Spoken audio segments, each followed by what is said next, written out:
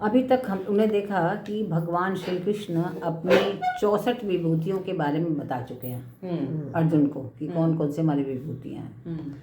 अब भगवान श्री कृष्ण 10वें अध्याय के 35वें श्लोक में बता रहे हैं, बृहत् साम तथा सामनाम गायत्री छंदसामहम मासानां मार्गशीर्षोः ऋतूनां कुसुमाकरः।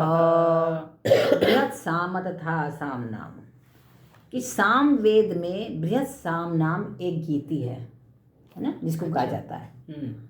इसके द्वारा इस जो साम बृहत् साम है, इसके द्वारा इंद्र रूप परमेश्वर की स्तुति गाई गई है।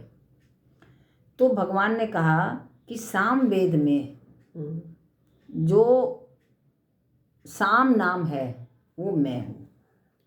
इसके पहले अगर आपको ध्यान हो तो भगवान श्री कृष्ण ने कहा कि वेदों में मैं साम वेद हूँ। हाँ, है ना, पढ़ा था ना, वेदों में मैं साम वेद हूँ। अब साम वेद में भी मैं क्या हूँ? साम नाम, बृहत् साम। बृहत् साम, साम वेद में मैं बृहत् साम हूँ। बृहत् साम जो है एक विशेष, सर्वश्रेष्ठ बल्कि कहा जाए, एक स्तुति है, गीति है। तो भगवान ने बृहत् साम को अपनी विभूति बताया, ये भी मेरी विभूति है। गायत्री छंद सामहम, वेदों की जितनी छंदोबद्ध ऋचाएं हैं, है ना, सब छंद में ही तो है ना। कोई गायत्री अनुष्टुप छंद में है, कोई किसी छंद में है, तो जितनी भी ऋचाएं हैं तो उनमें जो है गायत्री मुख्य है। गायत्री की कितनी महानता सुनते रहते हैं, और गायत्री के विषय में कहते हैं जो गायत्री पढ़ते हैं, रोज जपते हैं, उनकी बुद्धि बहुत विकसित होती है। हाँ, बहुत ज़्यादा विकसित होती है। तो पहले देखो आप, गायत्री का जप जो है कभी मुखरित होकर नहीं बोला जाता, जोर जोर से नहीं गाया जाता। अच्छा। हाँ, गुरु दीक्षा जिसको मिलती है वही आप अपने में उसको अंदर जपता है, जोर जोर से नहीं बोलता। कभी आप अगर कोई हवन यज्ञ कराइए तो आप देखिए कोई पंडित लोग जो होते हैं, विशेष कर्मकांडी जो होते हैं, वो जोर से नहीं बोलेंगे, आपसे कहेंगे केवल स्वाहा करिए, अंदर अंदर जप करते रहेंगे। आपसे बोलेंगे स्वाहा स्वाहा से करिए, है ना। तो गायत्री को सर्वश्रेष्ठ मंत्र बताया गया है।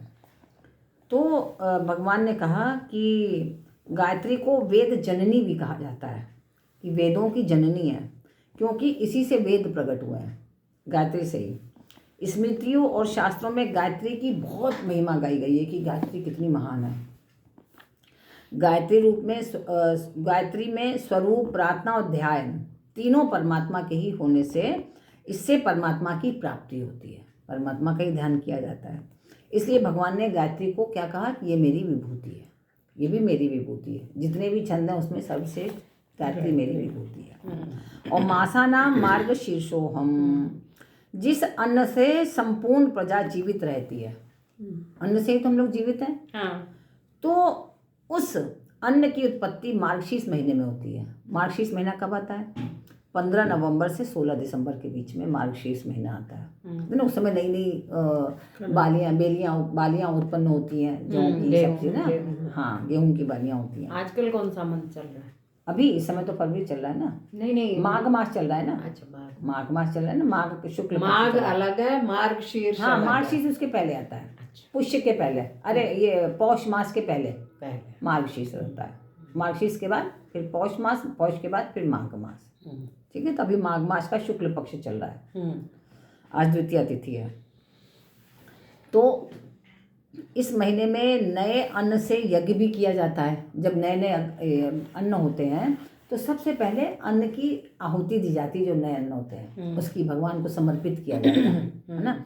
अभी जैसे देखो होली के समय भी लोग समर्पित करते हैं, लोहड़ी जो होती है, लोहड़ी में भी लोग समर्पित करते हैं, होते हैं ना लोहड़ी में। तो नए नए अन्न को डाला जाता है उसमें जो पैदा होते हैं। तो जो महाभारत काल जब था तब नया वर्ष मार्गशीर्ष से ही आरंभ होता था। महाभारत काल में तो सब चेंज होते जाते हैं ना, ग्रहों की स्थितियां चेंज होती रहती हैं।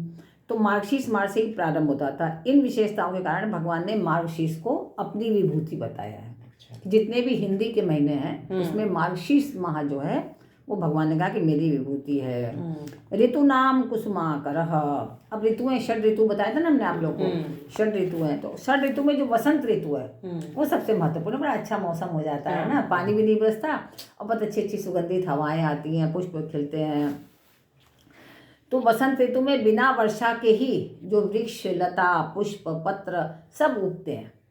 तो इस ऋतु में ना अधिक गर्मी रहती है और ना अधिक ठंड रहती है, बहुत अच्छा रहता है, बहुत अच्छा मौसम रहता है। इसलिए भगवान ने बसंत ऋतु को क्या कहा कि ये मेरी विभूति है। तो इन सब विभूतियों में जो भी महत्ता या विशेषता हम देखें तो हमें ये समझना चाहिए कि ये सब भगवान की ही है। तो उसमें भी हम चिंतन किसका करें? केवल उस प्रभु का करें और किसी का चिंतन नहीं करें। तो जब हम हर क्षण, हर पल, हर चीज़ में उन्हीं का चिंतन हमें करना है, ये हमेशा ध्यान रखना चाहिए हमें।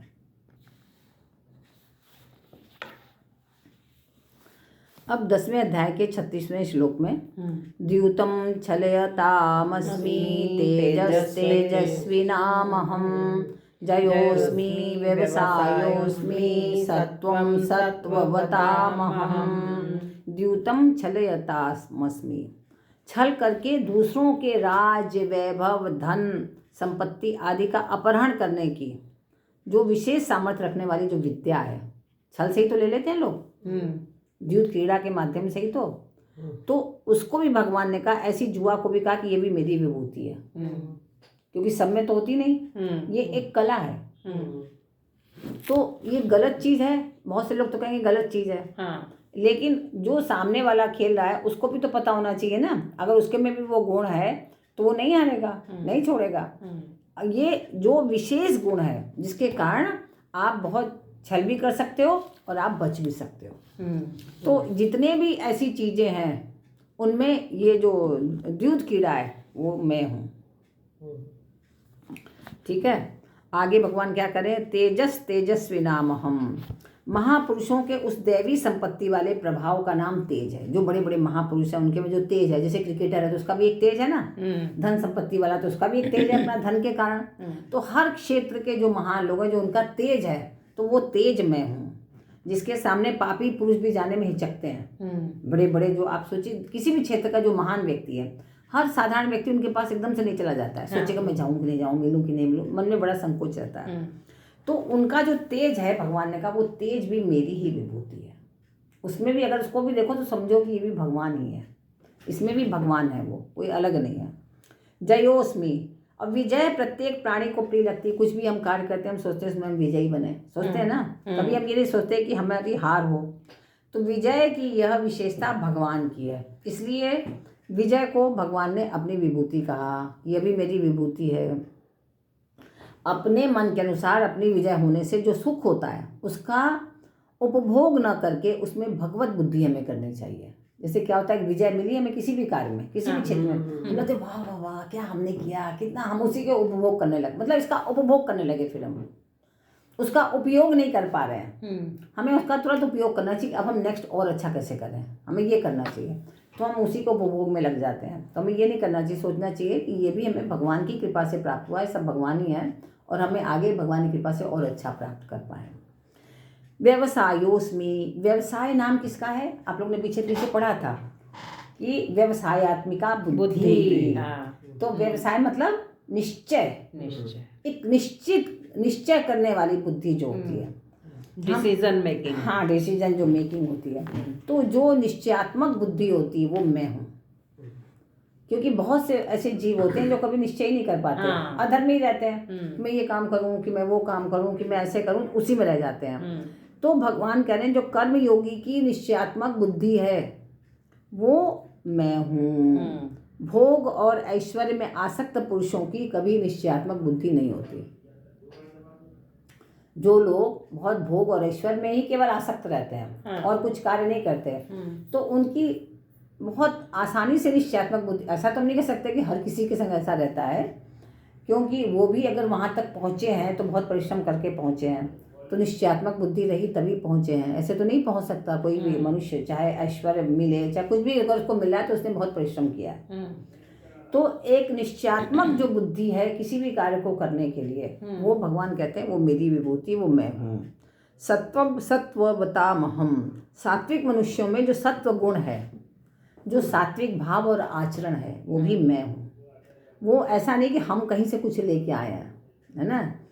तो रजोगुण और तमोगुण को दबाकर जो सात्विक भाव अपना बढ़ाता है ना, अभी हम लोग इसी की कितनी चर्चा कर रहे थे। हाँ, बिल्कुल। तो जो तमोगुण और रजोगुण को दबाकर जो सात्विक भाव बढ़ाता है, उस सात्विक भाव को साधक अपना गुण न मानकर भगवान की ही विशेषता को माने, भगवान की विभूति को माने कि ये उसी की विभूति है। जो आपने अपनी तामसिक और रासिक प्रवृत्तियों को दबाया और सात्विक को बढ़ाया, इसका मतलब ये उनकी विभूति है, उनकी ही कृपा है ये, उसके बिना कुछ नहीं हो सकता। तो तेज, व्यवसाय, सात्विक भाव आदि अपने में अथवा दूसरे में देखने में आए तो साधक इनको अपना अथवा किसी वस्तु व्यक्ति का गुण न माने। क्या माने? ये परमात्मा की विभूति है। तो इसलिए हम परमात्मा में तब समर्पित हो पाएंगे। ये सब उन्हीं का है, हमारा कुछ भी किया कराया नहीं है।